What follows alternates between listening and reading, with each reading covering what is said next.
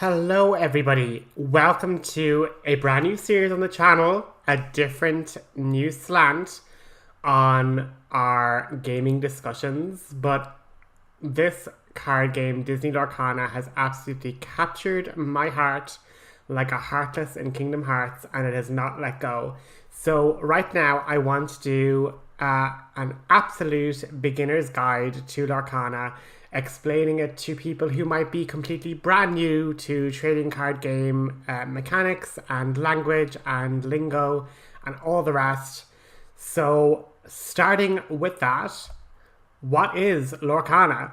It is a trading card game that has all of the Disney characters you know and love, from the most classic films to the newest, and you can play with decks that contain your favorite heroes and villains as you quest for victory. And so just a little smattering of a selection of cards from the first set of Lorcana. And you see we have Ariel and Gaston and Aurora and Ursula and Aladdin and Prince Eric, and there are just so many more characters, and the art style is amazing, and they're just so colorful and beautiful and amazing. I love them. So what do you need to get started playing Lorcana, and like how many people can you play with? So the game requires you have a deck of 60 cards.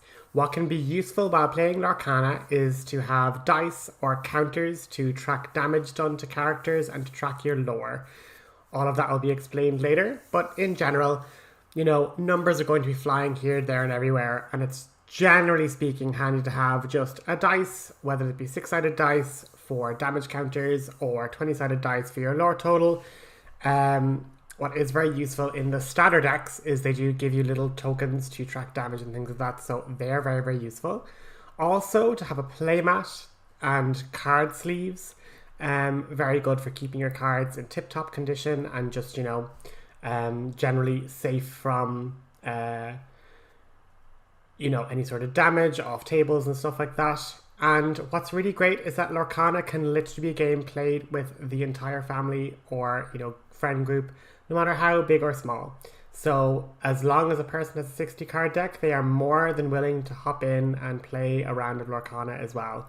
But for the purposes of the tutorials and future videos, we're going to be sticking to a 1v1 two-player game format. But as I can say, with Lorcana, the more the merrier. The more people that want to play, the more people you can pull up to the table, the better. It obviously just means you're taking much less individual turns because you have to wait 5, 6, 7, 8 different people's turns before it comes back to your one. But I mean, it's just fun for as many different people that want to play it, which is pretty great. So how do you win at Lorcana? This is a game of resource generation or collection, and basically the resource you're trying to collect is lore. And the first person to gather 20 points of lore win the game. And so we'll discuss how cards gather lore, how that win condition works, but in general 20 is the magic number. If you get to 20 or exceed 20 in a turn, your turn, you win. So that's pretty awesome.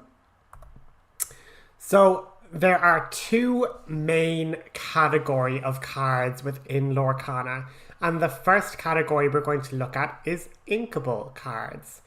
So cards are either inkable or uninkable, and you can tell if a card is inkable if it has that special spiral design around the 2 in the top left-hand corner that's inside the hexagon. Once you see that kind of gold trim around the number, you know that it is an inkable card, and in the case of Aurora, it is an inkable card that costs 2.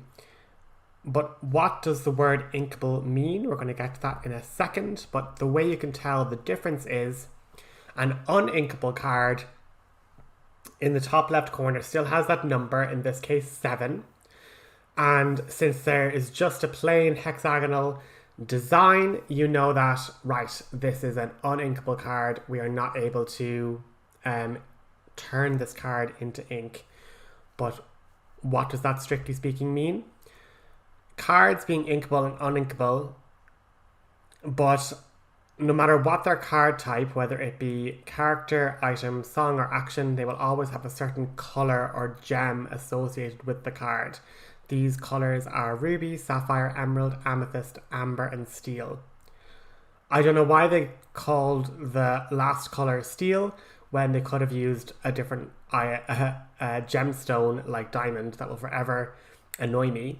But what's important is that when you are coming to the table with, your deck of cards, you have to ensure that you only have 2 different color inks in your deck for it to be like legal or be able to play it. You can always have a single color if you want, but the max you can mix is 2 colors. You can't have 3 or more inks in your deck. But we're after talking through inkable and uninkable cards. Cards that can be turned into ink, cards that can't be turned into ink. But what does that mean? So if we remember back with Aurora, in the top left when we knew that she was inkable, she had the number 2 within that hexagon. And basically that number in that hexagon is the number of ink you have to pay to play that card into the field. And so once in every turn of the game, you are able to take an inkable card and turn it into ink. And this goes into the resource pool or your inkwell that gets refreshed every one of your turns. So it's important to decide which cards do you want to throw down as ink or keep until you have enough ink to summon it when you're able to. So obviously there might be certain cards that might cost 8 ink at the start of the game, and you've 0 ink on board. So odds are it's fairly safe to throw that 8 cost card into your inkwell to summon cards that might cost 1 or 2 ink, because odds are if you don't get any other ink down, you're not going to get enough ink to be able to play 9, 8 ink to summon those really, really powerful cards.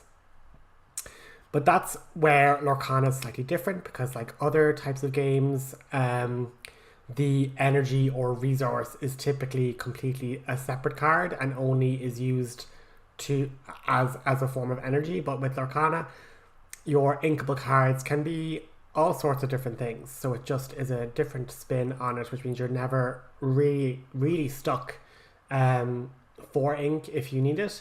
But also it then becomes a question of, do I want to turn that into ink, or would it be more useful to actually play the card as intended with the ink I already have? Which is pretty interesting strategy. So when we say inkwell and like knowing your board, here is an example of a nice kind of Lorcana playmat where you can leave your deck in the draw section. Any cards that are destroyed or used up can go into the discard section. You can place all your ink items in the inkwell down the bottom, and then when you spend your ink, let's say you spend 2 ink, you can put Aurora up in that section of the board underneath the lore counters. Then you have a lovely lore banner from 0 to 20 to count up your score to victory and things like that. So when it comes to collecting lore and getting your victory points, lore typically is only generated by characters, and these character cards you can see there as Ariel and Gaston. So on a character, they have a chance of having a number with diamonds in their bottom right. This indicates when you exert them to go on a quest, they will generate that number of lore on your turn. When I say exerting a card, it just means turning it sideways on the game board to show that it has been exerted to generate the lore victory points. Cards can also have other effects when you exert them. So it's kind of important to say, I'm exerting Ariel on human legs to go on a quest to generate 2 lore. But if there was a different card, you might then say, I'm exerting to activate their ability to draw a card or some such thing. So Ariel is a character that can quest for 2 lore, and she also has a special condition. Other cards might have other effects or conditions when you play them.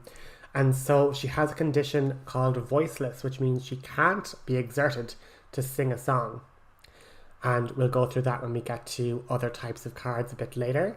Whereas you'll see here that Gaston has no diamonds in his character picture, so he cannot quest for lore. He doesn't generate lore, but he is a character that is reckless, which means he has to challenge enemies if available. Which therefore, when you look at that, he isn't so much a character that's going to gain lore, but rather a character that's going to help destroy other characters so that your opponents can't gain lore themselves. So let's explain those terms. So when a character has to challenge versus banishing a character. So while characters are off questing, they have become exerted. While characters are exerted, they become vulnerable to being challenged by your opponent's character cards. You cannot challenge unexerted characters, aka ready characters. So characters that are still vertical or haven't gone on quests or haven't activated their ability in some sort of a way that requires them to exert. But this is where the two numbers on your cards come into play. So where there are two numbers on a card, they will be on all character cards, and the number in the little kind of sun icon, the most left-hand number, that is a character's strength, and the number in the shield is their willpower score. So strength determines how much damage to a character's willpower is done when they challenge or are challenged. So no matter if you're challenged or challenging, both characters still take the damage equal to the character's strength stat. And willpower, or in their little defense number in the shield, stands for the amount of damage a character can sustain before they get sent to the discard, sent to the graveyard, or banished from the game board. For characters that have high willpower, they don't heal the damage taken between turns. The damage will stay on them unless there is some sort of other character ability or item to recover damage off an injured character.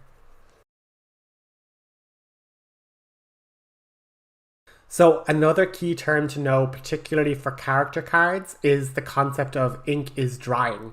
So it's my first turn, I play an ink into the inkwell, I exert that ink to then play a 1-cost character. When I do that, the character is drying. So characters on the first turn they are played, they cannot go on quest, activate their ability if they need to exert to activate those abilities. So when cards are first played, they must wait till their ink is dry before they are able to exert. So you'll see there, back to the mat again, we have a lower section of the board where the card sits when they are drying, and then you kind of push them further up into the higher vertical box when they are ready, and then you turn them sideways to say that they're exerted for whatever reason. So it's just to be aware that most of the time when you play a character, you're not going to be able to use them to quest or anything else until your next turn goes around and they are dry and therefore able to use all their different abilities when you exert them to challenge or other things like that. Now, other cards. We're going to look at song and action cards because all song cards are action cards, but not all action cards are songs. But an action card is a card that has an effect, and it happens as soon as it's played, and then it immediately gets banished. So it's something that happens immediately, gets resolved, and then you put the action card into your discard zone or the graveyard. Song cards are slightly different. They basically are action cards, they have an effect, and they get resolved and are banished. The little caveat with action cards, and you can see it there in the zoomed in part of reflection, a character with the same cost as the action, so if you summon a character that costs 2 ink, they would be able to tap or exert themselves to be able to sing the song Reflection without having to go near your inkwell to cast the song. So it can allow you to sing if you kind of have a 5-cost character or a 6-cost character, and then you end up pulling up a song that's really powerful, that's like a 6-drop song. You could instead have your 6-cost character sing that song and then reserve your ink for summoning another big monster or another big character if that's what you wanted. So essentially action and song cards are the same, but you are able to use your characters to pay the cost instead of solely on your inkwell, which is pretty cool. So other cards that are kind of different to action cards are also your item cards. These are cards that enter the play arena and typically stay on the field until they are banished as part of their, action to do so, or they just stay there until somebody else banishes your card.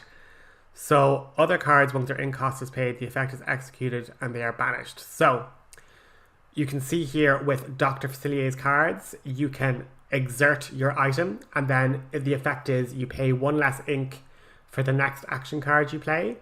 Whereas the poisoned apple, you pay one ink and then you banish the poisoned apple to exert a character, and if the character you happen to choose is a princess card, you destroy her instead.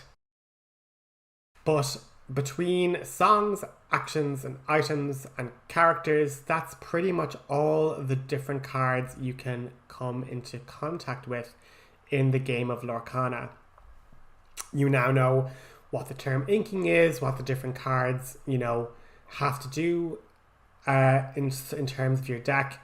And what my next video in the series is going to be is basically what kind of deck would you like to play, and so we'll look at the 3 different starter decks and then what each of the different colours kind of are best at and which one kind of fits your play style the most.